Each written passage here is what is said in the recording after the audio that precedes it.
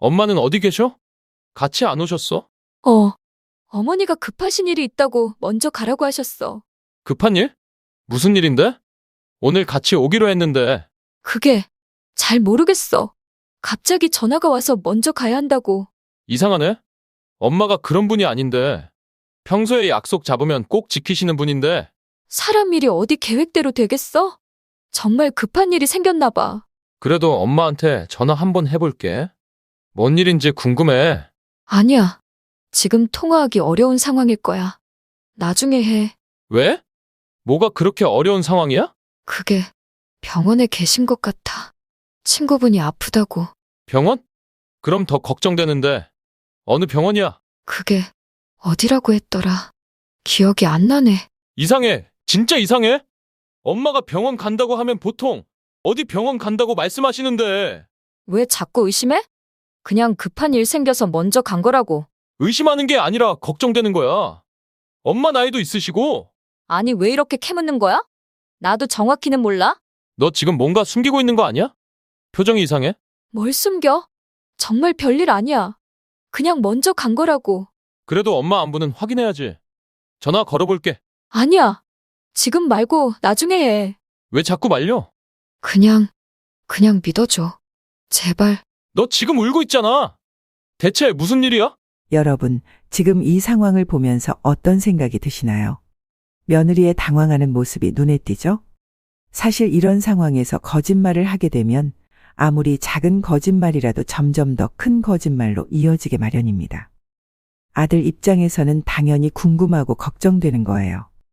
평소 약속을 잘 지키시는 어머니가 갑자기 나타나지 않으니까요. 그런데 며느리는 계속 애매하게 대답하고 전화도 맞고 이상하다고 생각하는 게 당연하지 않을까요? 물론 며느리도 나름의 이유가 있었을 겁니다. 하지만 그 순간의 선택이 결국 더 큰 문제를 만들어버린 거죠. 가족 간의 신뢰 그리고 한순간의 잘못된 선택이 어떤 결과를 가져오는지 함께 보시면서 많은 것들을 느끼실 수 있을 거예요. 그런데 영상 시작하기 전에 구독 버튼 꼭 눌러주시고요. 좋아요도 미리 눌러주세요. 그리고 알림 설정까지 해두시면 저희가 새로운 이야기 올릴 때마다 가장 먼저 만나보실 수 있어요. 댓글로 여러분의 생각도 많이 남겨주시고 주변에 이런 이야기 좋아하시는 분들이 계시다면 공유도 부탁드려요. 여러분의 구독과 좋아요, 댓글 하나하나가 저희에게는 정말 큰 힘이 됩니다. 자, 그럼 이제 시작해 볼까요? 오늘의 이야기 제목은 산에 놓고 온 시어머니 그리고 며느리의 거짓말입니다. 과연 이 상황이 어떻게 흘러갈지 끝까지 집중해서 들어보세요. 그럼 지금부터 시작합니다. 그날 아침도 여느 때와 다름없이 시작됐습니다. 70년을 살아오면서 생긴 습관 중 하나가 바로 아침 일찍 일어나서 날씨를 확인하는 거였습니다. 스마트폰으로 날씨 앱을 켜보니 맑은 표시가 떠 있더라고 말입니다. 기상청에서 하루 종일 비 올 확률 10%라고 했으니까 믿을만 했죠. 세탁기를 돌리면서도 마음이 한결 가벼웠습니다. 요즘 같은 장마철에 빨래 말리기가 얼마나 힘든지 아시죠? 베란다 건조대 2개로도 모자라서 거실 곳곳에 옷걸이를 걸어놓고 살았는데 오늘만큼은 마당에 쫙 널어놓고 제대로 말릴 수 있겠다 싶었거든요. 옆집 순자 씨도 마당에서 빨래를 널고 있더라고 말입니다. 명순 씨, 오늘 날씨 좋네요. 그러게 말입니다. 기상청에서 막다고 했으니까 안심입니다. 우리 둘 다 기분 좋게 빨래를 널었죠. 흰 셔츠부터 시작해서 색깔 옷, 속옷까지 차례대로 널면서 혼자 생각했습니다. 이렇게 햇볕에 바짝 말린 옷들이 얼마나 좋은 냄새가 날까. 특히 손주들 옷은 더 신경 써서 널었습니다. 애들 피부가 워낙 민감해서 잘 말려줘야 하거든요. 점심 먹고 나서 잠깐 낮잠을 자다가 빗소리에 깼습니다. 처음엔 꿈인 줄 알았는데 점점 소리가 커지더라고 말입니다. 급하게 일어나서 창문을 열어보니 하늘이 먹구름으로 가득하고 빗방울이 굵직굵직하게 떨어지고 있었습니다. 아이고, 큰일 났다. 마당으로 뛰어나갔는데 이미 늦었습니다. 아침에 그렇게 깔끔하게 널어놨던 빨래들이 비에 흠뻑 젖어서 축 늘어져 있더라고 말입니다. 하얀 셔츠는 흙탕물이 튀어서 얼룩이 생겼고 애들 옷들도 다시 빨아야 할 상태가 됐습니다. 비를 맞으면서 빨래를 걷어들이는데 마음이 참 복잡했습니다. 하루 종일 정성스럽게 빨고 널었던 게 순식간에 물거품이 되니까요. 게다가 세제값, 전기료, 수도료 다 또 들어가니 말입니다. 요즘 물가가 얼마나 오른지 아세요? 젖은 빨래를 안고 집 안으로 들어와서는 한숨만 나왔습니다. 다시 빨래를 분류하고 세탁기에 넣으면서 화가 나더라고 말입니다. 기상청을 믿었던 제가 바보였나 싶기도 하고요. 이런 날엔 누군가와 이야기하고 싶어집니다. 그래서 아들한테 전화를 걸었습니다. 영호야, 엄마야. 네, 어머니. 무슨 일이세요? 아, 오늘 기상청에서 막다고 해서 빨래를 널어뒀는데 갑자기 비가 와서 다 젖었어. 하루 종일 한 빨래를 다시 해야 해. 그런데 아들의 대답이 저를 더 속상하게 만들었습니다. 어머니, 요즘 어르신들이 왜 그런 걸로 전화해요? 빨래 젖은 건 어쩔 수 없는 거잖아요. 다시 하시면 되죠. 그래도 속상해서. 어머니, 바쁘니까 나중에 통화해요. 또 전화가 끊어졌습니다. 손에 든 핸드폰을 바라보면서 가슴이 답답해졌습니다. 언제부터 제가 이런 대접을 받게 됐을까요? 예전에는 아들이 제 말에 귀 기울여주고 같이 속상해해 줬던 것 같은데요. 혼자서 젖은 빨래를 다시 정리하면서 문득 깨달았습니다. 아들에게는 제가 그저 하찮은 일로 투정하는 늙은 사람으로 보이는구나. 빨래가 젖어서 속상한 마음, 하루 종일 들인 정성이 헛되었다는 기분, 그런 건 이해하려고 하지도 않는구나. 그날 밤 잠자리에 들면서도 계속 생각났습니다. 언제부터 아들이 저를 이렇게 대하기 시작했을까? 그리고 이건 시작에 불과할지도 모른다는 불안한 마음이 들었습니다. 그날도 비가 내렸습니다. 어제 빨래 젖은 일이 있었던 터라 비만 보면 기분이 좋지 않았는데 집에 반찬거리가 떨어져서 어쩔 수 없이 마트에 가야 했습니다. 우산을 챙기고 장바구니를 들고 나섰죠. 마트에서 장을 보는 동안에도 비는 계속 내렸습니다. 창문으로 보니 사람들이 우산을 쓰고 급하게 뛰어다니더라고 말입니다. 저도 빨리 집에 가야겠다 싶어서 필요한 것들만 대충 사고 계산을 마쳤습니다. 문제는 마트에서 나올 때였습니다. 입구 앞에 고인 빗물을 피하려고 옆으로 돌아서 나오는데 바닥이 생각보다 미끄러웠습니다. 한 발짝 내딛는 순간 발이 미끄러지면서 몸의 균형을 잃었습니다. 어머, 소리를 지르면서 넘어졌는데 본능적으로 손을 바닥에 짚으면서 핸드폰을 놓치고 말았습니다. 핸드폰이 바닥에 떨어지면서 화면이 산산조각 나는 소리가 들렸습니다. 그 순간 마음도 같이 깨지는 것 같았습니다. 다행히 주변에 있던 젊은 분이 저를 일으켜 세워줬습니다. 할머니, 괜찮으세요? 다친 데는 없어요? 고맙습니다. 괜찮아요. 무릎이 좀 아팠지만 크게 다친 건 아니었습니다. 하지만 바닥에 떨어진 핸드폰을 보니 정말 심각했습니다. 화면이 거미줄처럼 갈라져 있고 터치도 제대로 안 되더라고 말입니다. 집에 와서 핸드폰을 자세히 살펴봤는데 정말 쓸 수가 없었습니다. 전화는 받을 수 있었지만 문자 보내기도 어렵고 인터넷도 안 되고 뭘 눌러도 반응이 이상했습니다. 이런 상태로는 일상생활이 불가능했습니다. 요즘 세상에 핸드폰 없이 어떻게 살겠습니까? 병원 예약도 인터넷으로 하고 아들과 연락도 핸드폰으로 하고 날씨 확인부터 시작해서 모든 게 핸드폰으로 하는데 말입니다. 고민하다가 수정이에게 전화를 걸었습니다. 아들보다는 며느리가 이런 일에 더 잘할 것 같았거든요. 수정아, 엄마야. 미안한데 핸드폰 화면이 깨져서. 어머니, 무슨 일이세요? 오늘 마트에서 나오다가 넘어지면서 핸드폰을 떨어뜨렸어. 화면이 완전히 깨져서 쓸 수가 없어. 어떻게 해야 할까? 그런데 수정이의 대답은 예상과 달랐습니다. 어머니, 요즘 핸드폰이 얼마나 비싼지 아세요? 새로 사면 몇십만 원은 들어가는데. 이런 일로 매번 돈 드는 것도 아니고요. 제가 돈 달라고 한 것도 아닌데 왜 이런 식으로 말하는지 이해가 안 됐습니다. 수정아, 나도 그냥 물어본 거야. 어떻게 하면 좋을지 몰라서. 어머니가 조심하셔야죠. 나이 드신 분들이 왜 그렇게 급하게 다니세요? 천천히 다니시면 안 넘어지잖아요. 전화를 끊고 나서 한참을 멍하니 앉아 있었습니다. 제가 일부러 넘어진 것도 아니고 도움을 청한 것도 아닌데 왜 이런 식으로 말하는 걸까요? 마치 제가 돈을 달라고 졸라댄 것처럼 취급하더라고 말입니다. 사실 저에게도 돈이 있습니다. 그동안 모아둔 돈으로 핸드폰 정도는 충분히 살 수 있어요. 하지만 가족이라면 이런 일이 생겼을 때 함께 걱정해주고 해결책을 찾아주는 게 당연한 거 아닌가요? 예전에 수정이가 차 긁혔을 때는 어떻게 했는지 생각해 봤습니다. 그때는 아들이 바로 수리비를 대줬고 저도 괜찮으니까 걱정하지 마 라고 위로해 줬었는데 말입니다. 혼자서 깨진 핸드폰을 만지작거리면서 씁쓸한 기분이 들었습니다. 언제부터 저는 가족들에게 부담스러운 존재가 됐을까요?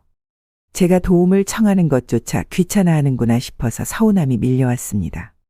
어제는 빨래 젖은 일로 아들한테 차가운 소리를 들었고 오늘은 핸드폰 때문에 수정이한테 무시당하는 기분을 느꼈습니다. 이게 우연의 일치일까요? 아니면 평소에 가족들이 저를 어떻게 생각하고 있는지 드러나는 걸까요? 내일은 남편 산소에 가기로 한 날인데 수정이가 태워다 주겠다고 했었습니다. 하지만 오늘 일을 겪고 나니 괜히 불안한 마음이 들었습니다. 남편 산소에 가는 날이었습니다. 매달 한 번씩 가는 날인데 항상 마음이 무거워지는 시간이었습니다. 혼자 가기에는 산이 높고 길도 험해서 늘 고민이었는데 이번에는 수정이가 먼저 나서더라고 말입니다. 어머니, 이번에는 제가 태워다 드릴게요. 차로 가시는 게 편하잖아요. 수정이가 이렇게 말했을 때 정말 고마웠습니다. 어제 핸드폰 일로 서운했던 마음도 좀 누그러지는 것 같았어요. 역시 며느리도 나름 마음이 있구나 싶었습니다. 아침 일찍 준비를 했습니다. 남편이 좋아했던 과일도 챙기고 막걸리 한 병도 가져갔습니다. 예전에 살아계실 때 죽어서도 술 한 잔 마시고 싶을 거야 라고 농담 삼아 말씀하시곤 했거든요. 수정이가 시간에 맞춰 차를 가지고 왔습니다. 승용차에 타면서 마음이 한결 가벼워졌습니다. 평소 같으면 버스 2번 갈아타고 마지막에는 한참 걸어 올라가야 하는데 오늘은 편하게 갈 수 있겠다 싶었거든요. 수정아, 정말 고마워. 덕분에 편하게 갈 수 있겠네. 별 말씀을요, 어머니. 당연한 일이죠. 차 안에서 이런저런 얘기를 나누면서 갔습니다. 수정이가 평소보다 친절하게 대해주니까 어제까지의 서운함이 많이 사라졌습니다. 역시 가족이니까 이해해 주는구나 생각했어요. 산소까지는 1시간 정도 걸렸습니다. 도착해서 차에서 내리려는데 수정이가 갑자기 말했습니다. 어머니, 죄송한데 급한 일이 생겨서 오실 때는 혼자 오세요. 처음에는 무슨 말인지 이해가 안 됐습니다. 응? 뭐라고? 급하게 처리해야 할 일이 있어서요. 죄송해요. 버스 시간표는 저기 정류장에 있으니까 확인하시고요. 그러면서 제 가방을 차에서 꺼내주고는 정말로 가버렸습니다. 저를 산 중턱에 혼자 남겨두고 말이에요. 멍하니 차가 사라지는 걸 바라보면서 실감이 안 났습니다. 정말로 저를 여기에 혼자 버려두고 간 거예요. 산소까지 올라가려면 아직 한참 더 가야 하는데 말입니다. 정류장을 찾아가서 버스 시간표를 봤는데 다음 버스까지 2시간이나 기다려야 했습니다. 게다가 하늘이 점점 어두워지더니 빗방울이 떨어지기 시작했습니다. 이럴 수가. 우산도 안 가져왔는데 비까지 내리니까 정말 막막했습니다. 근처에 비를 피할 곳도 마땅치 않았어요. 그냥 정류장 지붕 아래서 기다릴 수밖에 없었습니다. 비는 점점 더 세게 내렸습니다. 바람까지 불어서 정류장 지붕으로는 비를 완전히 피할 수가 없었어요. 옷이 젖기 시작했습니다. 혼자 서서 기다리면서 생각이 많아졌습니다. 수정이가 정말 급한 일이 있었던 걸까요? 아니면 처음부터 저를 데려다 주기만 하고 데리러 올 생각이 없었던 걸까요? 예전에는 이런 일이 없었습니다. 아들이나 수정이나 한번 약속하면 끝까지 지켰어요. 그런데 언제부터 저와의 약속은 이렇게 쉽게 어기게 된 걸까요? 산소에 올라가서 남편 앞에 앉아 있는데도 마음이 편치 않았습니다. 여보, 어떻게 된 일인지 모르겠어. 며느리가 날 데려다 주고는 그냥 가버렸어. 집에 어떻게 가야 할지. 남편 산소 앞에서 혼자 중얼거리면서 눈물이 났습니다. 살아계셨다면 이런 일을 가만히 두지 않으셨을 텐데 말입니다. 결국 비를 맞으면서 버스를 기다렸습니다. 2시간 동안 젖은 옷으로 서 있으니까 몸도 춥고 마음도 더 서늘해졌습니다. 역시 예상대로 감기에 걸렸습니다. 산소에서 비를 맞고 2시간 동안 젖은 채로 서 있었으니 안 걸릴 수가 없었죠. 목이 칼칼하고 몸이 으슬으슬 추워지더니 이틀째 알아눕게 됐습니다. 혼자 끙끙 앓으면서도 병원에 가야 하나 말아야 하나 고민했습니다. 요즘 병원비가 만만치 않거든요. 그래도 나이가 있으니까 감기라도 함부로 넘길 일이 아니라는 생각이 들었습니다. 아들 영호에게 전화를 걸었습니다. 영호야, 엄마 감기가 심해서 병원에 가려고 하는데. 어머니, 괜찮으세요? 많이 아프세요? 처음에는 걱정하는 것 같았습니다. 그래서 마음이 좀 놓였어요. 목도 아프고 기침도 심하고 열도 나는 것 같아. 병원에 가서 약 좀 지어 먹어야겠어. 그런데 아들의 다음 말이 저를 당황하게 만들었습니다. 어머니, 병원비 아껴야죠. 요즘 의료비가 얼마나 비싼지 아세요? 감기는 며칠 있으면 저절로 낫는 거니까 집에서 푹 쉬시면 될 것 같은데요. 순간 귀를 의심했습니다. 제가 아프다고 하니까 병원비 걱정부터 하는 거예요. 영호야, 엄마가 나이가 있으니까 감기라도 조심해야 하는 거 아니야? 어머니, 그래도 병원 가시면 검사비, 약값해서 몇만 원은 나올 텐데. 약국에서 감기약 사드시는 게 어때요? 전화를 끊고 나서 허탈했습니다. 며칠 전까지만 해도 제가 조금만 아프다고 해도 아들이 먼저 병원에 가자고 했었는데 언제부터 이렇게 됐을까요? 그래도 몸이 너무 아파서 혼자 동네 병원에 갔습니다. 의사 선생님이 나이를 고려해서 약을 좀 더 신중하게 처방해 주시더라고 말입니다. 어르신, 감기가 좀 심하네요. 충분히 쉬시고 따뜻하게 하세요. 약은 꼭 시간 맞춰서 드시고요. 네, 고맙습니다. 병원비는 3만 원 정도 나왔습니다. 그렇게 부담스러운 금액도 아닌데 아들은 왜 그렇게 말했을까 싶었어요. 집에 와서 약을 먹고 누워있는데 답답해서 깨진 핸드폰을 켜봤습니다. 화면이 갈라져서 터치가 잘 안 되고 글자도 제대로 안 보이지만 그래도 조심조심 만지면서 겨우 인터넷을 켤 수 있었어요. 수정이 SNS를 보려고 애쓰다가 깜짝 놀랐습니다. 화면이 깨져서 잘 안 보이긴 했지만 수정이가 올린 사진이 눈에 들어왔거든요. 자기 어머니와 함께 병원에서 찍은 사진이었습니다. 엄마 건강검진 선물로 드렸어요. 100만 원짜리 종합검진인데 꼼꼼하게 다 봐주시네요. 우리 엄마 건강이 최고예요. 이런 글과 함께 사진이 여러 장 올라와 있었습니다. 수정이 어머니가 환하게 웃으면서 포즈를 취하고 있고 수정이도 자랑스러워하는 표정이었어요. 가슴이 철렁했습니다. 수정이가 자기 어머니에게는 100만 원짜리 건강검진을 선물하면서 정작 시어머니인 저에게는 3만 원짜리 병원비도 아끼라고 하는 거예요. 댓글들을 보니 더 화가 났습니다. 수정이 효년에 부모님 건강 챙기는 게 최고야. 100만 원이면 정말 좋은 검진이겠다.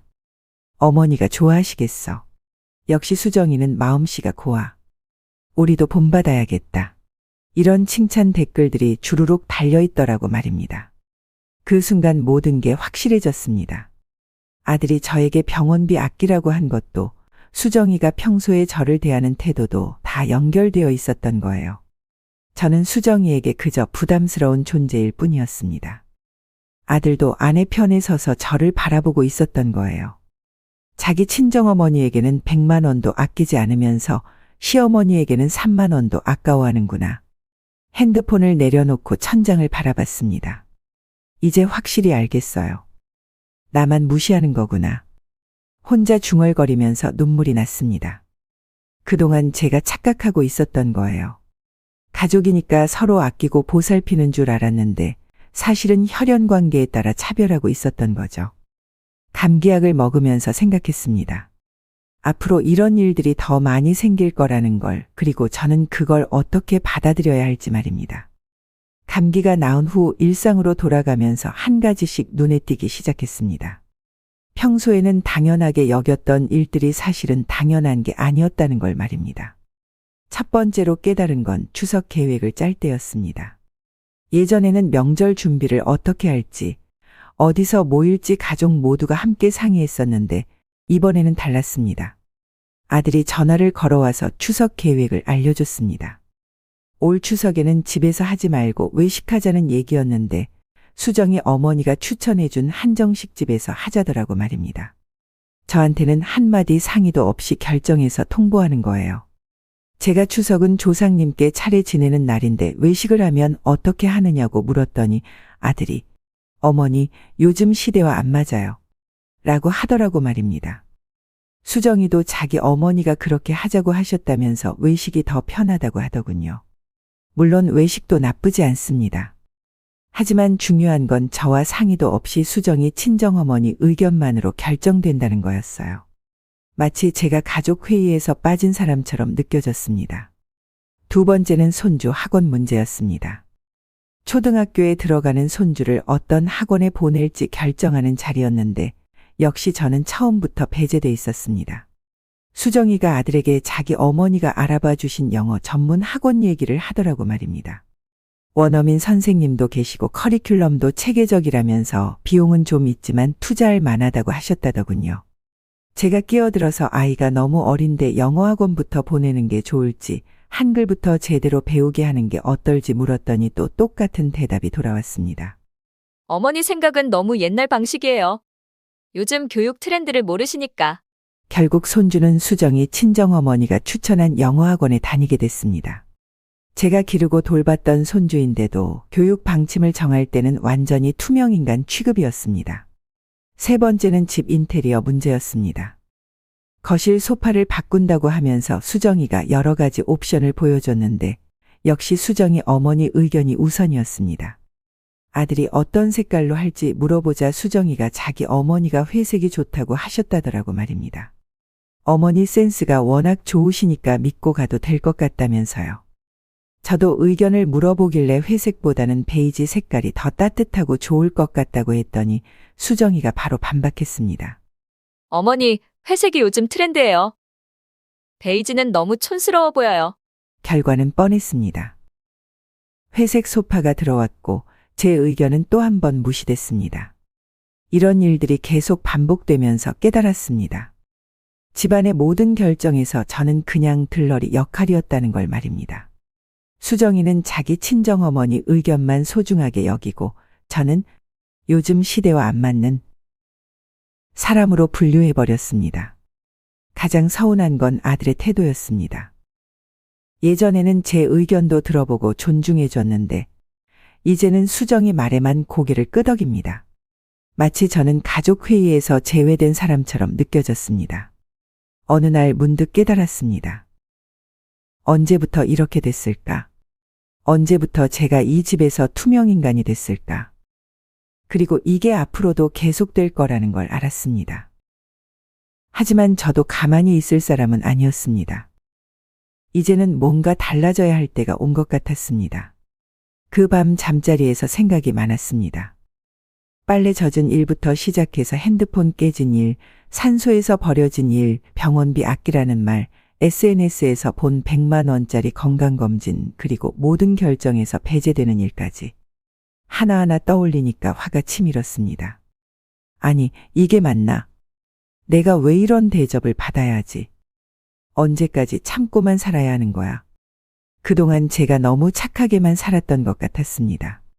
가족이니까 이해해야 한다고, 며느리니까 조금 서툴 수도 있다고, 아들도 바쁘니까 그럴 수 있다고 계속 변명해줬던 거예요. 하지만 이제는 달랐습니다. 더 이상 무턱대고 참지 않기로 마음먹었습니다. 첫 번째 기회는 며칠 후에 왔습니다. 수정이가 전화를 걸어왔더라고 말입니다. 어머니, 오늘 저녁에 중요한 모임이 있는데 아이 좀 봐주실 수 있어요? 예전 같으면 그럼 당연히 봐줘야지 라고 대답했을 겁니다. 하지만 이번에는 달랐어요. 미안해.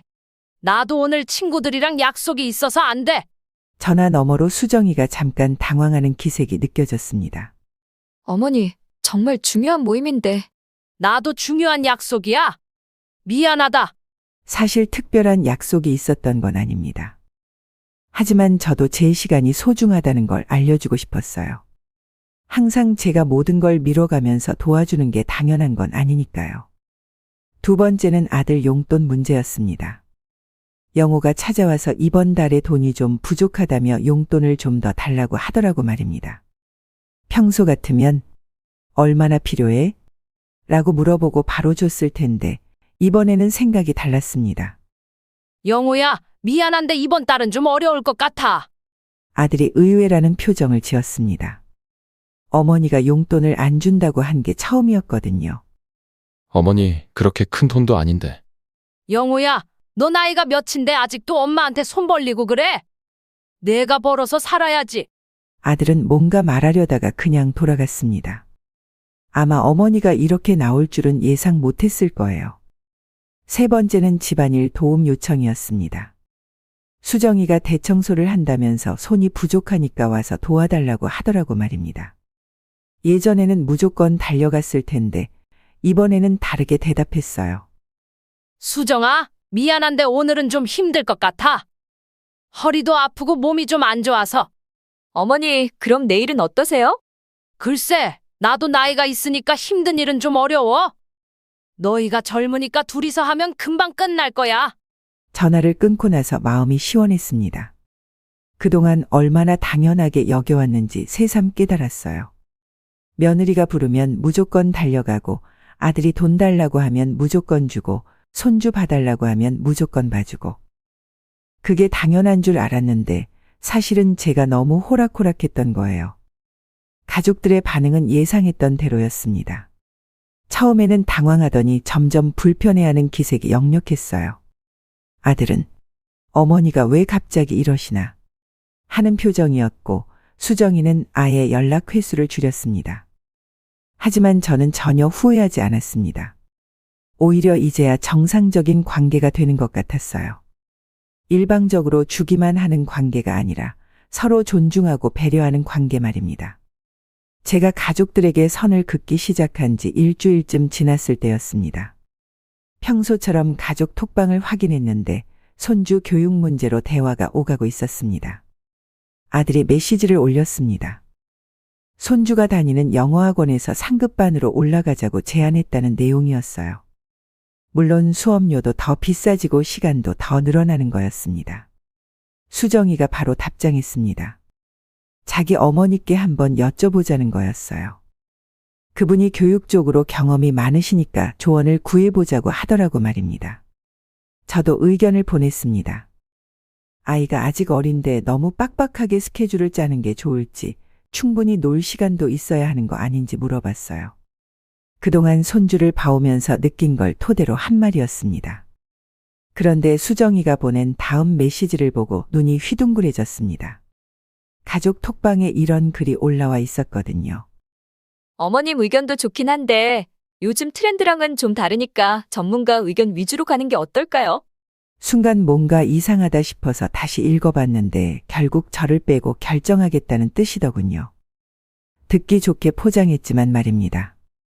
그놈의 트렌드. 혈압이 확 올라가는 게 느껴졌습니다. 그동안 은근히 무시하는 것도 모자라서 이제는 대놓고 모욕하는 거예요. 그것도 다른 가족들이 다 보는 앞에서 말입니다. 더 어이없었던 건 아들 반응이었어요. 아무 말이 없더라고 말입니다. 자기 아내가 어머니를 이렇게 깎아내리는데도 한마디 말이 없었어요. 저도 바로 답장을 쳤습니다. 누가 전문가래? 수정이 엄마가 전문가야? 그랬더니 수정이가 또 답장을 보내더군요. 요즘 교육은 전문적으로 해야 하니까 경험 있는 분 의견을 따르는 게 낫다는 식으로요. 자기 어머니가 이런 쪽에 해박하시니까 그분 말씀대로 하자고 하는 거예요. 그때 확실히 알았습니다. 수정이한테 저는 그냥 귀찮은 존재였던 거죠. 자기 마음대로 하는데 방해되는 사람이었던 겁니다.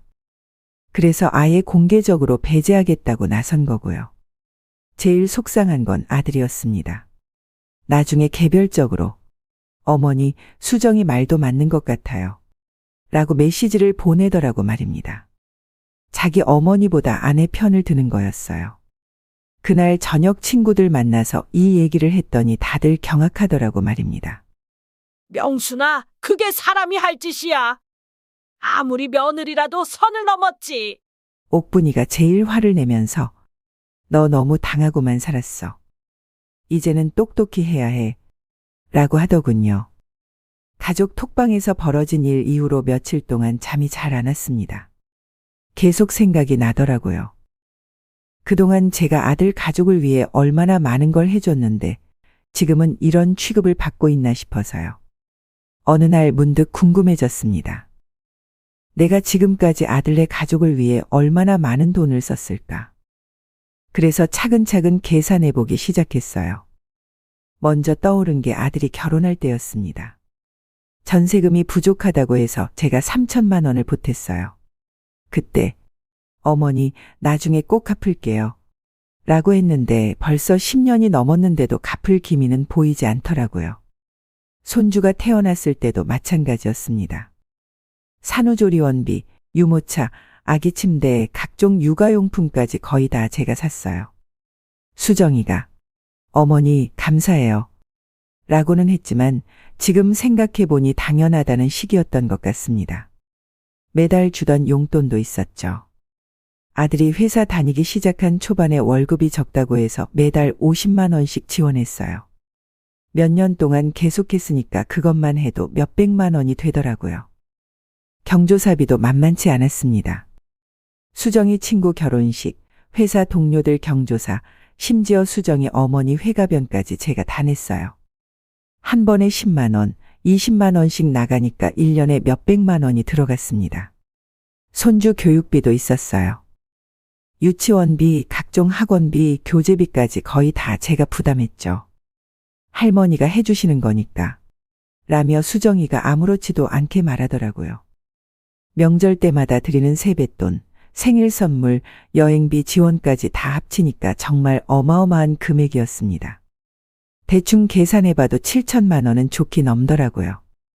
그런데 정작 제가 도움이 필요할 때는 어땠나요? 핸드폰이 깨졌을 때 수정이가 뭐라고 했죠? 요즘 핸드폰이 얼마나 비싼지 아세요? 감기에 걸려서 병원에 가겠다고 했을 때 아들은 뭐라고 했나요? 병원비 아끼라고 했잖아요. 3만 원도 아깝다고 한 거죠. 제일 기가 막혔던 건 며칠 전 일이었습니다. 냉장고가 고장나서 수리비가 필요하다고 했더니 아들이 이렇게 말하더라고요. 어머니, 돈이 어디 있어요? 요즘 경기가 어려워서. 돈이 어디 있냐고요? 제가 그동안 얼마나 많은 돈을 썼는데 말입니다. 자기들이 필요할 때는 당연하다는 듯이 받아가더니 제가 필요할 때는 돈이 없다고 하는 거예요. 계산을 다 해놓고 보니까 기가 막혔습니다. 7천만 원이 넘는 돈을 써줬는데 정작 저에게 돌아온 건 무시와 냉대뿐이었어요. 이게 정상적인 가족 관계인가 싶었습니다. 그때 깨달았어요.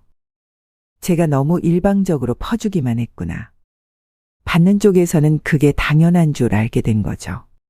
심지어 고마워하지도 않고 오히려 더 달라고 하고 안 주면 서운해하고. 친구 은숙이가 했던 말이 생각났습니다. 명순아, 사람은 공짜로 받으면 소중함을 모르는 법이야. 내가 너무 쉽게 줘서 그런 거야. 정말 맞는 말이었어요. 제가 너무 쉽게 줘서 그들이 저를 우습게 보게 된 거였습니다. 다음 날 오랜만에 친구들과 만나기로 했습니다. 평소에 자주 만나던 은숙이, 옥분이, 정자 씨와 함께 동네 찻집에서 모였습니다. 마음이 답답해서 누군가와 이야기하고 싶었거든요. 차를 마시면서 이런저런 안부를 물어보다가 결국 제가 먼저 털어놓기 시작했습니다. 그동안 아들과 수정이한테 어떤 일들을 당했는지, 며칠 전에 가족 톡방에서 벌어진 일까지 다 얘기했습니다. 친구들 반응이 예상과 달랐습니다. 놀라기보다는 고개를 끄덕이면서 그러게 하더군요. 은숙이가 먼저 입을 열었습니다. 명순아, 너만 그런 게 아니야. 요즘 며느리들은 다 그래. 우리 며느리도 똑같더라. 그러면서 자기 얘기를 시작했습니다. 은숙이도 저랑 비슷한 일을 많이 겪었다고 하더군요. 며느리가 친정어머니 말만 듣고 시어머니는 무시하고 돈은 당연하다는 듯이 받아가면서도 고마워할 줄 모른다는 거였습니다. 옥분이도 한마디 거들었습니다. 내 며느리는 아예 대놓고 말해. 어머님은 구식이에요라고. 그럼 내가 뭐라고 하겠어? 정자 씨는 더 심했습니다. 아들이 아예 며느리 편만 들어서 어머니와 연락도 뜸해졌다고 하더군요. 명절에도 친정 위주로만 돌고 시댁은 형식적으로만 들른다고 했습니다. 친구들 얘기를 들으니까 제가 겪은 일이 특별한 게 아니구나 싶었습니다. 요즘 시대에는 흔한 일이었던 거였습니다. 그런데 동시에 더 화가 나기도 했습니다. 이런 일이 당연한 게 되어버린 현실이 말입니다. 그럼 다들 어떻게 해? 제가 물어보니까 친구들이 각자 경험담을 들려줬습니다. 정자 씨는 그냥 체념했다고 했습니다. 나이 들어서 힘들게 싸우기 싫다면서 그냥 적당히 거리 두고 산다고 하더군요. 옥분이는 아예 아들 가족과 연락을 끊었다고 했습니다. 서로 스트레스 받지 말고 각자 살자는 식으로 정리했다더군요. 그런데 은숙이 얘기가 달랐습니다. 나는 이제 내 돈 내가 쓴다고 선언했어. 은숙이가 웃으면서 말했습니다. 처음에는 며느리가 발끈했지. 그동안 어머님이 다 해주셨는데 갑자기 왜 그러냐고. 그래서 내가 딱 잘라 말했어. 지금까지는 내가 베푼 거고 앞으로는 서로 독립적으로 살자고. 은숙이 말에 따르면 처음에는 아들도 며느리도 당황했지만 시간이 지나니까 오히려 관계가 나아졌다고 했습니다. 서로 눈치 보지 않고 필요할 때만 연락하고 부담 없이 지낸다는 거였습니다. 그랬더니 오히려 며느리가 더 예의 바르게 대해. 예전에는 당연하다고 생각했는데 이제는 고마워할 줄도 알더라고. 은숙이 말을 듣고 있으니까 뭔가 답이 보이는 것 같았습니다. 제가 지금까지 너무 일방적으로 퍼주기만 했으니까 받는 쪽에서는 그게 당연한 줄 알게 된 거였습니다. 그럼 구체적으로 어떻게 했어? 제가 궁금해서 물어보니까 은숙이가 자세히 설명해 줬습니다. 용돈 주는 걸 중단하고 부탁받은 일들을 거절하기 시작했다는 거였습니다. 처음에는 섭섭해했지만 시간이 지나니까 서로 적당한 거리를 유지하게 됐다고 했습니다. 친구들과 헤어질 때쯤에는 마음이 한결 정리된 것 같았습니다. 제가 겪고 있는 일이 저만의 문제가 아니라는 걸 알게 됐고 해결 방법도 있다는 걸 깨달았습니다. 친구들과의 만남 이후 며칠이 지났습니다. 은숙이가 해준 말들이 계속 머릿속에 맴돌았습니다. 이제 저도 변해야 할 때가 왔다는 생각이 확고해졌습니다. 마침 기회가 찾아왔습니다. 수정이가 전화를 걸어왔거든요. 평소보다 좀 급한 목소리였습니다. 어머니, 이번 주말에 저희 집들이 하는데 음식 준비 좀 도와주실 수 있어요? 손님들이 많이 와서 혼자서는 힘들 것 같아요. 예전 같으면 당연하지, 뭐 준비하면 될까? 라고 대답했을 겁니다. 하지만 이번에는 달랐습니다. 친구들 얘기를 듣고 나서 마음가짐이 완전히 바뀌었거든요. 미안해. 이번 주말에는 좀 힘들 것 같아. 몸도 좀 안 좋고. 전화 너머로 수정이가 잠깐 조용해지는 게 느껴졌습니다. 아마 제가 거절할 줄은 예상 못했을 거예요. 어머니, 정말 중요한 자리인데 그냥 간단한 것만이라도 도와주시면 안 될까요? 수정아, 나도 나이가 있으니까 그런 큰일은 좀 버거워. 젊은 사람들끼리 해보렴. 수정이가 당황하는 기색이 역력했습니다. 그동안 제가 한 번도 거절한 적이 없었으니까 당연한 반응이었죠. 하지만 저는 마음을 단단히 먹었습니다. 그럼 어떻게 하죠? 남편한테 부탁하든지 다른 방법을 찾아봐. 나도 내 일정이 있으니까. 전화를 끊고 나서 기분이 묘했습니다. 한편으로는 시원했지만 다른 한편으로는 좀 미안한 마음도 들었습니다. 하지만 곧 생각을 바꿨습니다. 그동안 제가 너무 당연하게 해줬으니까 그들이 저를 우습게 본 거였어요. 몇 시간 후에 아들한테서 전화가 왔습니다. 역시 수정이가 아들한테 말한 모양이었습니다. 어머니, 수정이가 그러는데 집들이 음식 준비 도와주실 수 없다고요? 응, 몸이 좀 안 좋아서. 어머니, 손님들도 많이 오신다고 하는데. 영호야, 수정이도 이제 살림 경력이 얼마인데? 혼자서도 충분히 할 수 있을 거야. 내가 언제까지 다 해줄 수는 없잖아. 아들도 예상 못한 대답이었던 모양입니다. 잠깐 말이 없더니 알겠습니다. 라고 하고 전화를 끊었습니다. 사실 그날 특별한 약속이 있었던 건 아닙니다. 그냥 집에서 쉬고 싶었을 뿐이었습니다.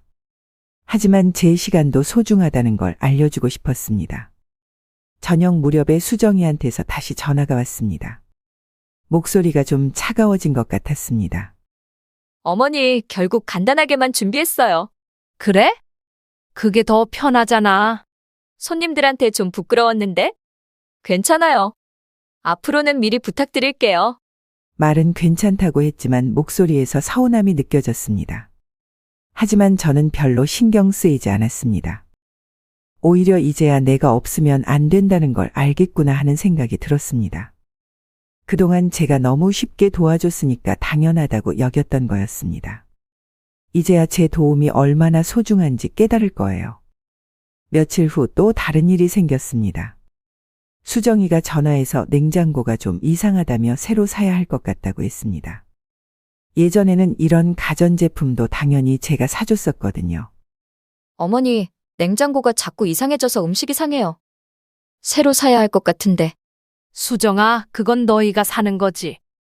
내가 왜 사줘야 해? 어머니, 그동안 다른 가전제품들도 다 사주셨잖아요. 그때는 그때고 지금은 지금이야. 너희가 벌어서 사렴. 수정이가 좀 당황하는 기색이었습니다. 시어머니가 이렇게 냉정하게 나올 줄은 몰랐을 거예요.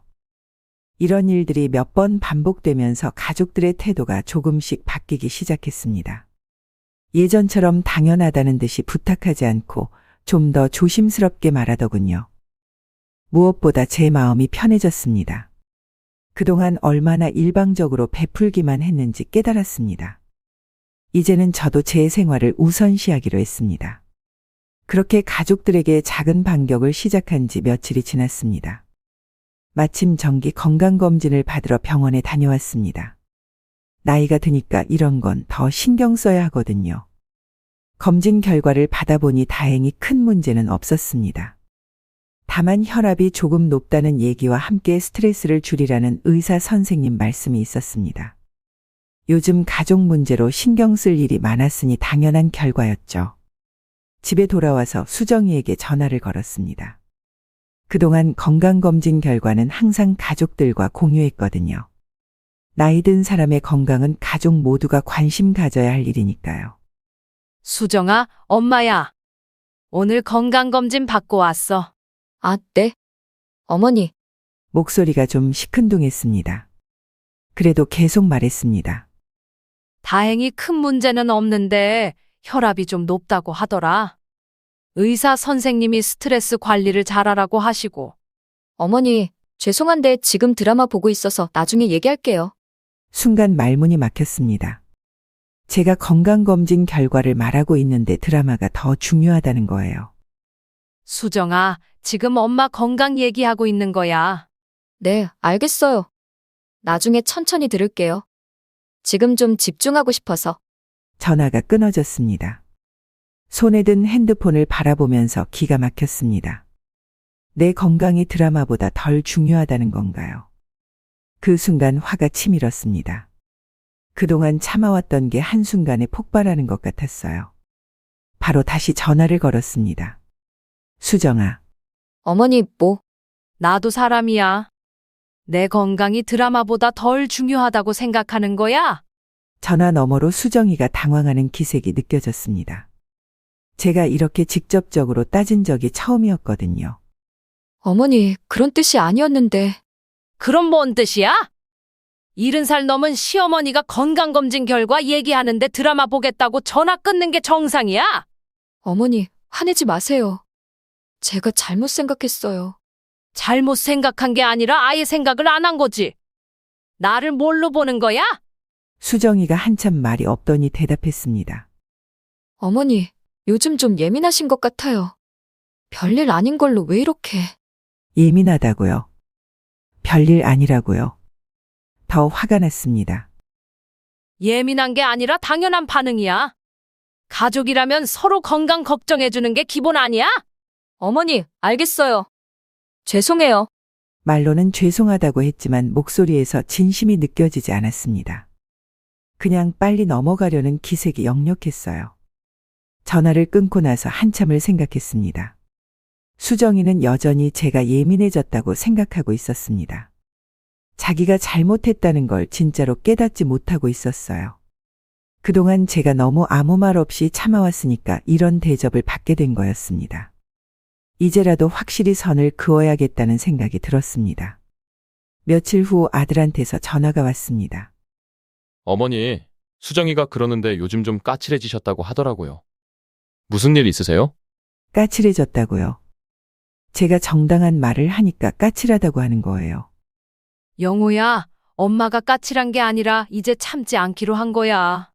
어머니, 무슨, 앞으로는 받을 만큼만 대접받을 거야. 더 이상 일방적으로 당하지 않겠어. 아들도 어머니가 이렇게 단호하게 나올 줄은 몰랐을 겁니다. 이제 정말 본격적인 변화가 시작될 때가 온 것 같았습니다. 가족들에게 선을 긋기 시작한 지 일주일쯤 지났을 때였습니다. 그날 오후 마트에 갔다가 돌아오는 길에 사고가 났습니다. 요즘 젊은 사람들이 많이 타는 전동 킥보드를 한번 타보고 싶어서 되어 있었습니다. 처음엔 좀 무서웠지만 천천히 타니까 괜찮더라고요. 그런데 집 근처 내리막길에서 속도 조절을 잘못했습니다. 갑자기 속도가 빨라지면서 균형을 잃었습니다. 넘어지면서 오른쪽 팔과 다리를 크게 다쳤어요. 지나가던 분이 119를 불러주셔서 병원으로 실려갔습니다. 응급실에서 검사를 받으니 다행히 골절은 아니었지만 타박상이 심했습니다. 의사 선생님이 나이를 고려해서 하루 정도 입원 관찰을 해보자고 하셨어요. 병실에 누워있으면서 아들한테 연락했습니다. 어머니가 다쳐서 입원했다고 하니까 놀라면서 바로 오겠다고 하더군요. 1시간 후에 아들이 왔습니다. 병실 문을 열고 들어오면서 첫 마디가 이거였어요. 어머니, 괜찮으세요? 많이 아프세요? 처음에는 걱정하는 것 같았습니다. 그래서 마음이 좀 놓였어요. 골절은 아니고 타박상이 좀 심해서 하루 입원하래. 다행이네요. 그런데 어머니, 보험 처리는 어떻게 되는 거예요? 전동 킥보드 회사에서 보상해 주나요? 순간 어이가 없었습니다. 어머니가 다쳐서 아픈데 보험 얘기부터 하는 거예요. 영호야, 엄마가 아프다고 하니까 그게 먼저 할 말이야. 아, 어머니 걱정되니까 하는 말이에요. 병원비도 만만치 않을 텐데. 병원비 걱정이라고 하지만 결국은 돈 얘기였습니다. 어머니 몸보다 돈이 먼저인 거였어요. 1시간 후에 수정이도 왔습니다. 그런데 수정이 첫 마디는 더 가관이었어요. 어머니, 괜찮으세요? 그런데 어머니가 나이도 있으신데 왜 그런 위험한 걸 타셨어요? 위로 한마디도 없이 바로 잔소리부터 시작하는 거였습니다. 전동 킥보드는 젊은 사람들이 타는 건데 어머니 나이에 타시면 당연히 위험하죠. 수정아, 엄마가 지금 다쳐서 아픈데 그게 할 말이야. 어머니를 걱정해서 하는 말이에요. 앞으로는 그런 거 타지 마세요. 걱정해서 하는 말이라고 하지만 전혀 걱정스러운 목소리가 아니었습니다. 오히려 왜 그런 바보 같은 짓을 해서 우리를 귀찮게 하느냐는 투였어요. 나이 든 사람이 괜한 욕심 부리다가 이런 일 당하는 거예요. 이 말을 듣는 순간 정말 화가 났습니다. 내가 다쳐서 병원에 누워있는데 욕심 부렸다고 탓하는 거예요.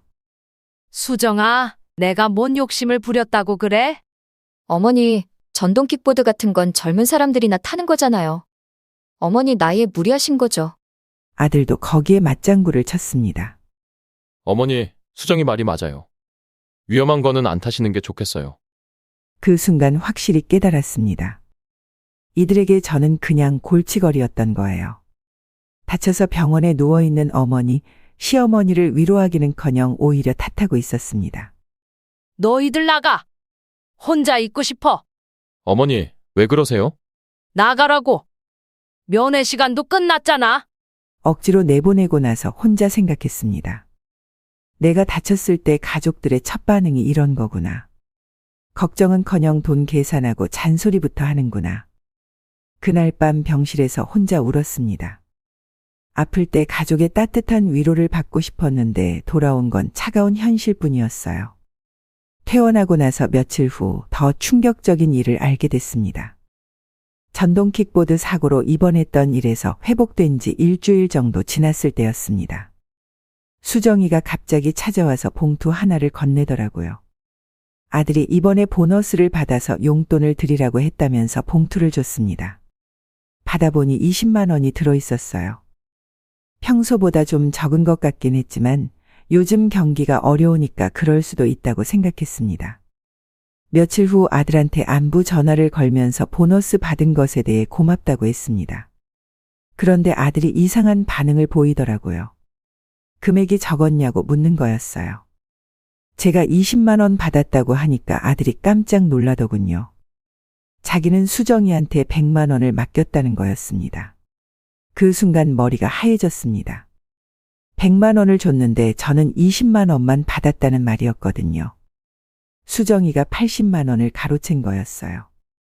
아들은 처음에 믿기지 않는다는 듯이 반응했지만 제가 확실하다고 하니까 수정이한테 확인해 보겠다고 했습니다. 1시간 후에 아들한테서 연락이 왔는데 수정이가 실수였다고 한다더군요. 봉투를 잘못 준 것 같다면서 지금 바로 가져다 준다고 하더라고요. 실수라고요. 80만 원을 실수로 빼돌린다고요. 말이 안 되는 소리였습니다. 하지만 아들은 수정이가 그럴 사람이 아니라면서 아내를 감쌌습니다. 1시간 후에 수정이가 와서 80만 원을 가져오면서 봉투를 잘못 가져다 줬다고 사과했습니다. 정말 실수였다고 뻔뻔하게 우기더라고요.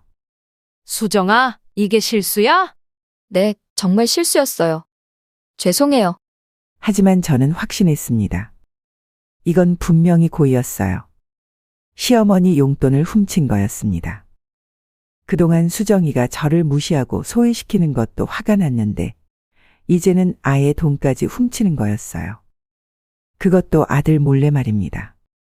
이건 완전히 도둑질이었습니다. 그날 밤 잠을 이룰 수가 없었습니다. 며느리가 시어머니 용돈을 훔쳤는데도 가족들은 실수라고 넘어가려고 하는 거였어요. 이제 정말로 본격적인 복수를 시작해야겠다는 생각이 들었습니다. 며칠 동안 잠도 제대로 못 잤습니다. 계속 분노가 치밀어 올랐거든요. 그동안 참아온 모든 일들이 한꺼번에 떠올랐습니다. 빨래 젖은 일부터 시작해서 핸드폰 깨진 일, 산소에서 버려진 일, 병원비 아끼라는 말, 100만 원짜리 건강검진은 친정어머니에게만, 가족 톡방에서의 모욕, 전동 킥보드 사고 때 차가운 반응, 그리고 이번 돈 훔치기까지. 하나하나 생각할 때마다 화가 났습니다. 내가 왜 이런 대접을 받아야 하나? 70년을 살아오면서 이렇게 무시당한 적이 있었나 싶었어요. 그날 밤 침대에 누워서 결심했습니다. 이제까지는 내가 너무 착했구나. 가족이니까 이해해야 한다고, 참아야 한다고 생각했는데 그게 잘못이었어요. 앞으로는 받은 만큼만 해주기로 마음먹었습니다. 일방적으로 베풀고 참기만 하는 건 그만두겠다고 다짐했어요. 며칠 동안 구체적인 방법들을 생각해 봤습니다. 어떻게 하면 그들이 제 소중함을 깨달을 수 있을까? 어떻게 하면 지금까지의 무시와 모욕에 대한 대가를 치르게 할 수 있을까? 먼저 경제적인 부분부터 정리하기로 했습니다. 그동안 제가 아들 가족을 위해 얼마나 많은 돈을 썼는지 이미 계산해 봤으니까 이제는 그 지원을 중단하는 거였어요. 매달 주던 용돈도 끊고 각종 경조사비도 내 돈으로는 안 내기로 했습니다. 애들 교육비나 생활비 지원도 마찬가지였어요. 그들이 얼마나 제게 의존하고 있었는지 깨닫게 해주고 싶었습니다. 두 번째는 도움 요청을 모두 거절하는 거였습니다. 아이 봐달라는 것, 집안일 도와달라는 것, 음식 해달라는 것 모든 걸 단호하게 거절하기로 했어요. 그동안 너무 당연하게 여겨왔으니까 제가 없으면 얼마나 불편한지 알게 해주려고 했습니다. 세 번째는 그들의 약점을 파악하는 거였습니다. 수정이가 뭘 제일 중요하게 여기는지, 아들이 뭘 제일 신경 쓰는지 관찰해 보기로 했어요. 그래야 효과적으로 대응할 수 있을 테니까요. 특히 수정이가 친구들 앞에서 자랑하는 걸 좋아한다는 걸 알고 있었습니다. SNS에 항상 좋은 것들만 올리고 다른 사람들에게 인정받고 싶어 하더라고요. 그 부분을 노려보기로 했습니다. 아들은 회사에서의 체면을 중요하게 여겼어요. 동료들 앞에서 자기가 효자라는 이미지를 유지하려고 했고 어머니가 잘 살고 있다는 걸 보여주고 싶어 했거든요. 이런 부분들을 잘 활용하면 그들에게 충격을 줄 수 있을 것 같았습니다. 마지막으로는 타이밍이었습니다. 너무 성급하게 움직이면 감정적으로 보일 수 있으니까 차근차근 계획적으로 진행하기로 했어요. 며칠 후부터 실행에 옮기기로 마음먹었습니다. 먼저 그들의 약점부터 더 자세히 파악해봐야겠다고 생각했습니다. 그동안 착하기만 했던 명순이가 이제는 달라질 때가 온 거였어요. 복수 계획을 세운 후 며칠 동안 가족들을 유심히 관찰하기 시작했습니다. 그동안은 그냥 착한 어머니, 시어머니 역할만 했는데 이제는 그들의 약점을 파악해야 했거든요. 먼저 수정이부터 살펴봤습니다. 평소에 SNS를 자주 올리는 걸 알고 있었으니까 그걸 자세히 봤어요. 친구들과 만나는 사진, 맛있는 음식 사진, 새로 산 물건들 사진이 주로 올라와 있었습니다. 그런데 최근에 올린 사진들을 보니 명품 가방을 들고 있는 모습이 자주 보이더라고요. 한두 개가 아니라 계속 다른 가방들이었어요. 루이비통, 샤넬, 에르메스 같은 비싼 브랜드들이었습니다. 이상했습니다. 아들 월급으로는 그런 명품들을 자주 살 여유가 없을 텐데 말이에요. 더 자세히 살펴보니 수정이가 친구들과 만날 때마다 새로운 가방을 들고 다니더라고요. 며칠 후 우연히 수정이가 백화점에서 나오는 걸 봤습니다. 명품 매장 쇼핑백을 들고 있었어요. 집에서는 절약한다고 하면서 뒤에서는 명품을 사고 있었던 거였습니다. 더 관찰해보니 수정이는 친구들 앞에서 자기가 잘 산다는 걸 보여주고 싶어 했어요. SNS에도 항상 좋은 것들만 올리고 만날 때마다 새로운 옷이나 가방을 하고 나타났습니다. 체면을 굉장히 중요하게 여기는 사람이었던 거죠. 아들 쪽도 알아봤습니다. 요즘 들어 표정이 어둡고 스트레스를 많이 받는 것 같더라고요. 전화 통화할 때도 목소리에 힘이 없었어요. 어느 날 아들이 집에 왔을 때 넌지시 물어봤습니다. 회사 일이 힘드냐고 하니까 처음에는 괜찮다고 하더군요. 하지만 계속 이야기하다 보니 진짜 속마음이 나왔어요. 이번에 승진해서 누락됐다는 거였습니다. 동기들은 다 승진했는데 자기만 빠졌다고 하더라고요. 회사에서 인정받지 못하는 것 같아서 자존심이 상했다면서요. 특히 동료들 앞에서 체면이 서지 않는다고 걱정하더군요. 그동안 자기가 능력 있는 사람이라고 생각했는데 승진해서 밀려나니까 자신감이 많이 떨어진 모양이었어요. 아들은 평소의 효자라는 이미지를 중요하게 여겼습니다. 회사 동료들한테도 어머니를 잘 모신다고 자랑하곤 했거든요. 그런 이미지가 자기 자존심과 직결돼 있었던 거죠. 며칠 더 관찰해보니 두 사람 다 남들 시선을 굉장히 의식하는 사람들이었습니다. 수정이는 친구들 앞에서, 아들은 회사 동료들 앞에서 체면을 지키는 걸 무엇보다 중요하게 여겼어요. 이런 정보들이 복수 계획에 어떻게 활용될 수 있을지 생각해봤습니다. 수정이의 명품 쇼핑이나 아들의 승진 누락 같은 것들이 그들의 약점이 될 수 있을 것 같았어요. 특히 그들이 체면을 중시한다는 점이 중요했습니다. 남들 앞에서 창피를 당하는 걸 제일 싫어할 테니까 그 부분을 노려보면 효과적일 것 같았어요.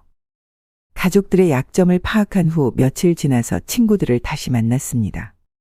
지난번에 만났을 때 모두들 비슷한 고민을 하고 있다는 걸 알았으니까 이번에는 좀 더 구체적인 이야기를 나눠보고 싶었어요. 은숙이, 옥분이, 정자 씨와 함께 동네 찻집에서 모였습니다. 이번에는 제가 먼저 제안했어요. 우리 정기적으로 만나서 이런 얘기들 나누면 좋겠어. 서로 도움이 될 것 같아. 친구들도 좋다고 하더군요. 그래서 한 달에 2번씩 만나서 각자 겪은 일들을 공유하기로 했습니다. 이름도 거창하게 며느리 대응 연구 모임이라고 지었어요. 첫 모임에서 각자 최근에 겪은 일들을 털어놨습니다. 은숙이는 며느리가 친정어머니 생신상을 호화롭게 차렸으면서 시어머니 생신은 대충 넘어갔다는 얘기를 했어요. 정자 씨는 아들이 며느리 친정집 이사를 도와주면서 하루 종일 나갔는데 정작 자기 어머니가 아플 때는 바쁘다고 안 왔다고 하더라고요. 옥분이는 며느리가 자기 친구들 앞에서는 시어머님이 너무 좋으세요 라고 말하면서 뒤에서는 구식이라서 힘들어요 라고 한다는 걸 우연히 알게 됐다고 했습니다. 모두들 저와 비슷한 일들을 겪고 있었어요. 그런데 대응 방식은 각자 달랐습니다. 은숙이는 아예 지원을 끊고 거리를 두는 방식을 택했고 정자 씨는 참다가 가끔 폭발하는 시기였어요. 옥분이는 조용히 맞받아치는 방식을 쓰고 있었습니다. 그 중에서도 옥분이의 방법이 가장 효과적인 것 같았어요. 옥분이는 원래 교사 출신이라 머리가 좋았거든요. 명순아, 정면으로 싸우면 우리만 나쁜 사람 되는 거야. 차라리 우아하게 복수하는 게 낫지. 옥분이가 조언해줬습니다. 어떻게 하는 건데? 그들이 제일 싫어하고 곤란해할 상황을 만드는 거지. 하지만 겉으로는 아무 문제 없는 것처럼 보이게 하는 거야. 옥분이는 구체적인 예를 들어줬습니다. 며느리가 친구들과 만날 때 갑자기 나타나서 평소 하지 않던 말들을 한다거나 아들 회사 사람들 앞에서 어머니가 얼마나 서운한지 자연스럽게 표현한다거나. 핵심은 그들이 가장 중요하게 여기는 체면을 건드리는 거야. 하지만 직접적으로 공격하면 안 되고 돌려서 해야 해. 은숙이도 거기에 동의했어요. 맞아. 우리가 화내면 나이 드셔서 예민해지셨네. 이런 소리 듣기만 하거든. 정자 씨는 좀 더 강한 방법을 제안했습니다. 아예 그들의 비밀을 파헤쳐서 약점을 잡는 건 어때? 하지만 옥분이가 말렸어요. 그건 너무 과해. 우리가 품위를 잃으면 안 되지. 그들 수준까지 내려갈 필요는 없어. 친구들과 이야기하면서 많은 걸 배웠습니다. 특히 옥분이의 조언이 도움이 됐어요. 감정적으로 대응하지 말고 전략적으로 접근하라는 것, 그들의 약점을 정확히 파악해서 효과적으로 대응하라는 것들이요. 모임을 마치면서 다들 다음 모임까지 각자 실행해 볼 계획을 세우기로 했습니다. 그리고 결과를 공유하면서 더 나은 방법들을 찾아보자고 했어요.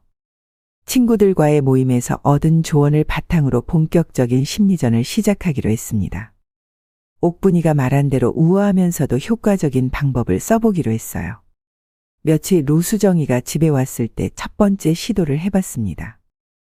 수정이는 평소처럼 자연스럽게 행동했지만 저는 달랐어요.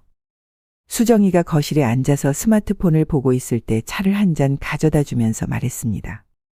수정아, 내가 하는 행동들을 보니까 참 많이 배우고 있어. 수정이가 고개를 들면서 웃었습니다. 칭찬으로 받아들였나 봅니다. 어머니, 무슨 말씀이세요? 그때 저는 미소를 지으면서도 눈빛은 차갑게 유지했습니다. 말은 좋게 하지만 표정에서 다른 의미를 느낄 수 있도록 했어요. 어떻게 하면 자기 뜻대로 할 수 있는지, 어떻게 하면 불편한 일들을 피할 수 있는지. 정말 똑똑하더라. 수정이의 표정이 조금 변했습니다. 뭔가 이상하다는 걸 감지한 것 같았어요. 어머니, 아니야, 정말 대단해. 나도 내 나이 때는 그렇게 못했거든. 말은 칭찬 같았지만 어조가 묘했습니다. 수정이도 뭔가 불편한 기색을 보이기 시작했어요. 며칠 후에는 다른 방법을 써봤습니다. 수정이가 새로 산 명품 가방을 들고 왔을 때였어요. 수정아, 가방 예쁘네. 비쌌겠다. 아, 이거요?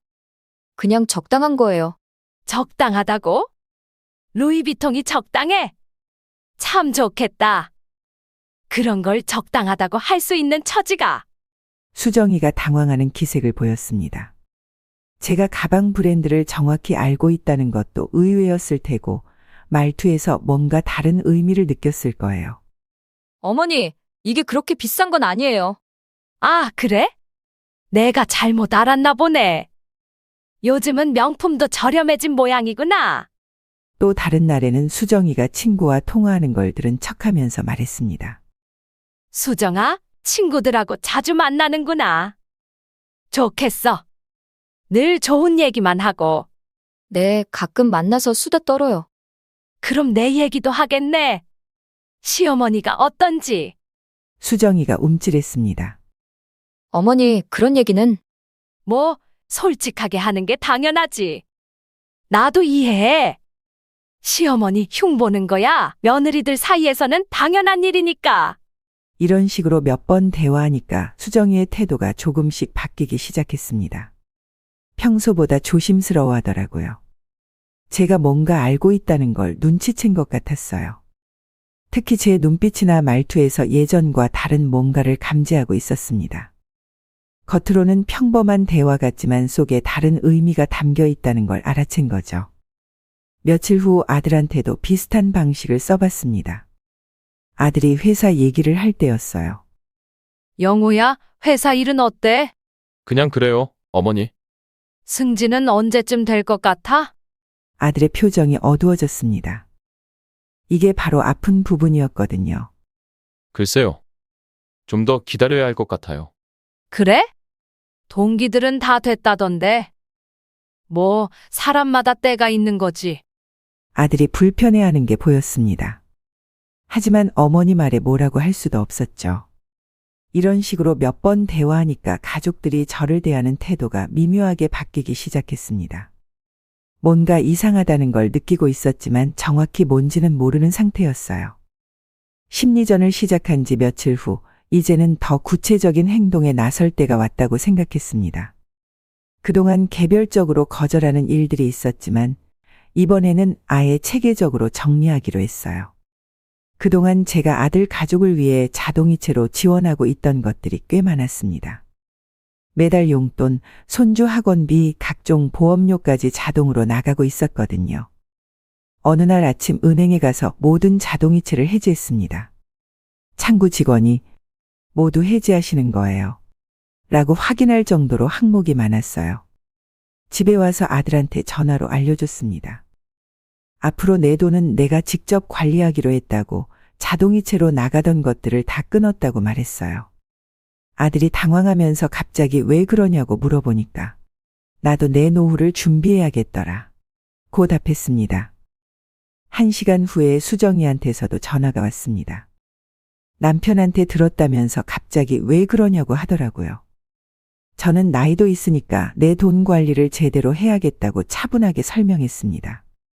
며칠 후 아들이 수정이와 함께 직접 찾아왔습니다. 둘 다 심각한 표정이었어요. 어머니, 저희가 잘못한 일이 있나요? 잘못한 게 있어?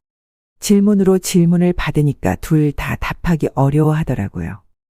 저는 갑자기가 아니라 70이 넘었는데 언제까지 남 주기만 할 수는 없다고 말했습니다. 앞으로는 정말 꼭 필요한 일이 있으면 그때그때 말하라고 제가 판단해서 도와줄지 말지 결정하겠다고 선언했어요. 둘이 돌아간 후 마음이 시원했습니다. 그동안 일방적으로 퍼주기만 했는데 이제는 제가 주도권을 쥐게 된 거였어요. 며칠 후부터 그들의 태도가 확연히 달라졌습니다. 예전처럼 당연하다는 듯이 행동하지 못하고 저를 더 조심스럽게 대하기 시작했어요. 돈의 힘이 이렇게 큰 줄 몰랐습니다. 경제적 독립을 선언한 지 일주일쯤 지났을 때였습니다. 수정이가 또 다른 핑계를 대고 찾아왔습니다. 이번에는 애들 교복을 새로 맞춰야 한다는 이유였어요. 어머니, 아이들 어린이복 새로 맞춰야 하는데 생각보다 비용이 많이 들 것 같아요. 예전 같으면 얼마나 필요해? 라고 물어봤을 텐데 이번에는 달랐습니다. 수정이가 뭔가 숨기고 있다는 걸 눈치챘거든요. 그래서 혹시 도움을 좀 받을 수 있을까요? 그때 저는 조용히 말했습니다. 수정아, 내가 지난번에 내 용돈 80만 원 가로챈 거 아들한테 말할까? 수정이의 얼굴이 순간 새파래졌습니다. 그동안 감춰왔던 일이 들통날까봐 두려워하는 표정이었어요. 어머니, 그건 뭐? 실수였다고. 80만 원을 실수로 가져가? 수정이가 말을 잇지 못했습니다. 자기도 그게 실수가 아니라는 걸 알고 있었으니까요. 교복비가 필요하다고. 정말 교복비에 쓸 거야? 아니면 또 다른 명품 가방 살 거야? 수정이가 당황해서 어쩔 줄 몰라 했습니다. 제가 명품 쇼핑하는 것도 알고 있다는 걸 깨달은 거죠. 어머니, 정말 교복비예요. 그럼 영호한테 직접 말해. 내가 아니라. 어머니, 앞으로 돈이 필요하면 아들한테 직접 말하렴. 나한테는 오지 말고. 수정이가 그날 이후로 저 앞에서 함부로 행동하지 못하게 됐습니다. 80만 원 가로챈 일이 언제든 폭로될 수 있다는 두려움 때문이었어요. 며칠 후 아들한테 사실을 말했습니다.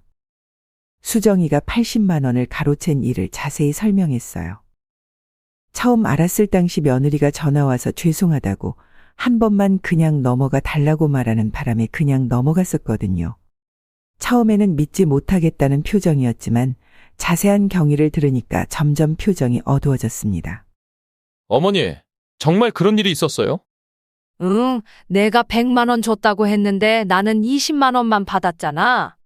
아들이 수정이한테 확인해 보더니 크게 실망한 표정을 지었습니다. 아내가 어머니 돈을 훔쳤다는 사실에 충격을 받은 거죠. 그날부터 아들과 수정이 사이가 어색해졌습니다. 아들이 수정이를 보는 눈빛이 예전과 달라졌어요. 첫 번째 복수가 성공한 지 며칠 후 더 결정적인 기회가 찾아왔습니다. 마트에서 장을 보고 나오는데 수정이가 친구들과 카페에 앉아 있는 걸 봤어요. 창문 너머로 들리는 소리를 듣고 있으니까 수정이가 자랑하고 있더라고요.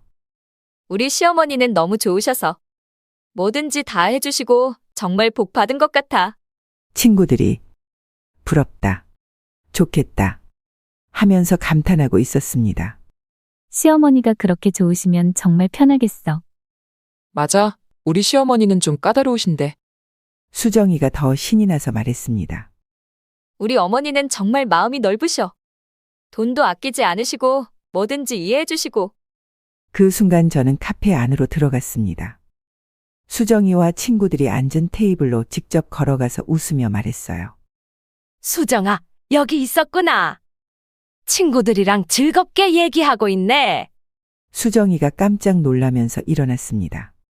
어머니, 언제 오셨어요? 방금 왔어. 그런데 수정아, 내가 나한테 평소에 어떻게 대하는지 친구들한테 솔직히 말해봐.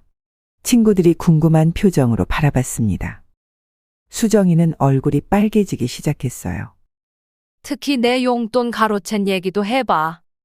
친구들이 관심 있어 할 것 같은데. 수정이의 얼굴이 더 빨개졌습니다.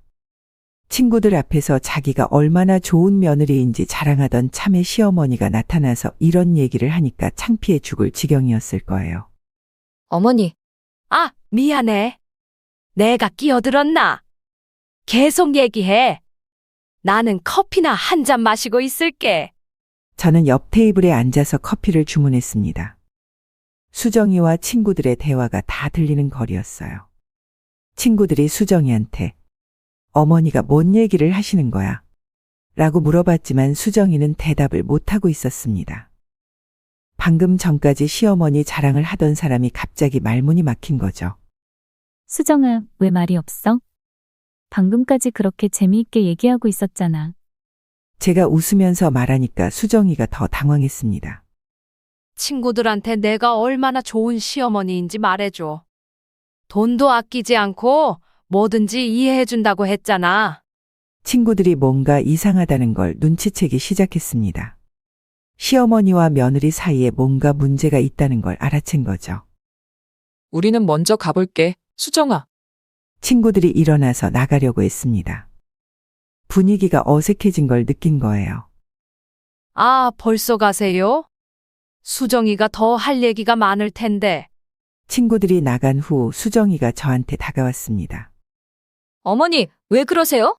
왜 그러긴? 내가 친구들한테 거짓말하고 있길래 정정해 준 거지. 어머니, 앞으로 친구들한테 나 얘기할 때 조심해. 거짓말은 언젠가 들통나는 법이야. 수정이가 그날 이후로 친구들 앞에서 시어머니 자랑을 못하게 됐습니다. 언제든 제가 나타날 수 있다는 두려움 때문이었어요. 이제 수정이는 저를 함부로 대할 수 없게 됐습니다. 경제적으로도 사회적으로도 제가 우위에 서게 된 거였어요. 수정이에게 2번의 강력한 복수를 가한 후 이제는 아들과 제대로 된 대화를 나눌 때가 왔다고 생각했습니다. 그동안 아들이 중간에서 애매한 입장을 취하고 있었는데 이제는 확실하게 제 편으로 만들어야 했어요. 며칠 후 아들이 혼자 집에 왔을 때 진지한 대화를 시작했습니다. 저는 그동안 겪었던 일들을 하나씩 설명하기 시작했어요. 빗속에서 산소에 혼자 버려진 일, 건강검진 결과보다 드라마가 더 중요하다고 한 일, 가족 톡방에서 공개적으로 무시당한 일들을 차근차근 말했습니다. 아들의 표정이 점점 어두워졌습니다. 그동안 어머니가 혼자 이런 일들을 겪고 있었다는 걸 제대로 몰랐던 거죠. 영호야, 그때 엄마가 얼마나 서운했는지 알아?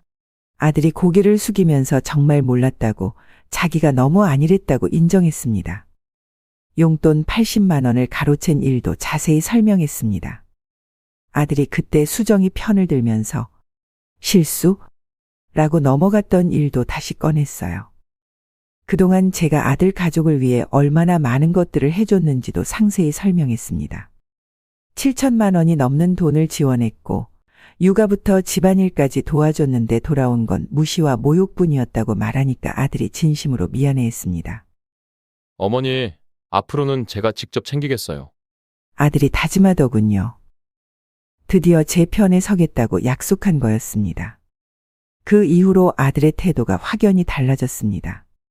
수정이를 대하는 방식도 예전보다 냉정해졌고 저를 대할 때는 훨씬 더 조심스럽고 정중해졌어요.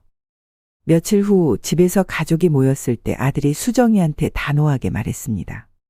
앞으로 어머니께 좀 더 잘하라고, 변명하지 말고 그냥 잘하라고 했어요. 수정이는 남편마저 자기를 의심하는 눈으로 보니까 완전히 고립된 상황이 됐습니다. 더 이상 아들을 자기 편으로 만들 수 없게 된 거죠. 아들과의 연대를 강화한 지 며칠 후 수정이가 혼자 찾아왔습니다. 평소와는 완전히 다른 모습이었어요. 고개를 숙이고 조심스럽게 말하더라고요. 처음으로 진심 어린 사과를 했습니다. 그동안 저를 무시했다고, 자기가 너무 철없었다고 인정하더군요. 어머니, 제가 잘못했어요. 정말 죄송해요. 저는 차분하게 답했습니다. 이제야 정신을 차렸구나. 나도 사람이야. 존중받고 싶구나. 그때부터 진짜 대화가 시작됐습니다. 수정이가 왜 그렇게 행동했는지, 저는 왜 그렇게 서운했는지 서로 솔직하게 얘기했어요. 수정이는 처음에는 시어머니가 자기를 좋아해 주실 거라고 생각했는데 시간이 지나면서 부담스러워졌다고 했습니다. 제가 너무 잘해 주시니까 오히려 부담스럽기도 했다더군요. 저도 제 마음을 털어놨습니다. 며느리를 친딸처럼 생각하고 잘해줬는데 점점 무시당하는 것 같아서 서운했다고, 특히 친정어머니와 차별 대우를 받는 게 제일 화났다고 말했어요. 2시간 넘게 이야기를 나누니까 서로를 좀 더 이해하게 됐습니다. 수정이도 자기가 얼마나 잘못했는지 깨달은 것 같았고, 저도 며느리 입장에서 생각해 볼 수 있게 됐어요. 앞으로는 서로 솔직하게 얘기하자고 약속했지만 저는 마지막에 분명히 말했습니다. 다시는 나를 우습게 보지 말라고, 한 번 실망시키면 2번은 없다고 경고했어요. 진솔한 대화를 나눈 후 몇 주가 지나자 가족 관계가 완전히 달라졌습니다. 수정이는 예전처럼 저를 무시하지 않았고 아들도 저를 훨씬 더 잘 챙겨줬어요. 무엇보다 저 자신이 달라졌습니다. 더 이상 일방적으로 희생하지 않았어요. 도움을 요청받으면 제가 판단해서 해줄지 말지 결정했고, 불합리한 대우를 받으면 바로 말했습니다. 수정이도 제게 훨씬 더 정중하게 대했습니다. 뭔가 부탁할 때도 조심스럽게 물어봤고, 가족 톡방에서도 중요한 결정을 할 때 제 의견을 먼저 물어보게 됐어요. 어느 날 온 가족이 모여서 식사를 하는데 수정이가 말했습니다. 어머니, 이제 진짜 가족 같아요. 예전에는 제가 어머니 눈치만 보고 살았는데 이제는 편하게 얘기할 수 있어서 좋다고 하더군요. 저도 웃으면서 답했어요. 처음부터 이렇게 지냈으면 좋았을 텐데. 하지만 저는 마음속으로 다짐했습니다. 이제 관계가 좋아졌다고 해서 예전처럼 호락호락하게 당하지는 않겠다고요. 제 눈빛에는 여전히 단호함이 남아 있었습니다. 앞으로도 우습게 보면 안 된다는 경고의 메시지였어요. 가족들도 그걸 알고 있었습니다. 명순 할머니는 이제 예전에 그 착하기만 한 사람이 아니라는 걸 말이에요. 이제 우리 가족은 진짜 평등한 관계가 됐습니다. 서로 존중하고 서로 배려하는 건강한 가족이 된 거였어요. 물론 가끔 옛날 습관이 나올 때가 있지만 그럴 때마다 저는 확실히 선을 그었습니다. 그러면 가족들도 바로 자세를 고쳤어요. 70살이 넘어서야 깨달았지만 때로는 싸워야 얻을 수 있는 평화가 있다는 걸 배웠습니다. 무조건 참는 게 가족을 위한 일이 아니라는 것도요. 이제 저는 당당한 가족의 일원이 됐습니다. 그리고 그 자리를 지켜나갈 준비가 되어 있었어요. 여러분, 저는 70살이 넘어서야 깨달았습니다. 가족이라고 해서 무조건 참는 게 사랑이 아니라는 걸요. 혹시 여러분도 저처럼 가족들에게 무시당하고 계신가요? 착하게만 살다가 호구 취급받고 계신가요? 그렇다면 이제 그만 참으세요. 여러분도 존중받을 권리가 있어요. 나이가 들어서도 부모라고 해서도 시어머니라고 해서도 함부로 대해지면 안 됩니다. 때로는 싸워야 얻을 수 있는 평화가 있어요. 때로는 강해져야 사랑받을 수 있습니다. 여러분의 소중함을 지키세요. 당당하게 사세요. 저처럼 늦게 깨닫지 마시고 지금부터라도 자신을 위해 당당하게 목소리를 내세요. 여러분이 행복해야 가족도 행복합니다. 이 이야기가 도움이 되셨다면 좋아요와 구독 부탁드려요. 여러분의 응원이 제게 큰 힘이 됩니다. 그리고 댓글로 여러분의 이야기도 들려주세요. 함께 응원하며 살아가요.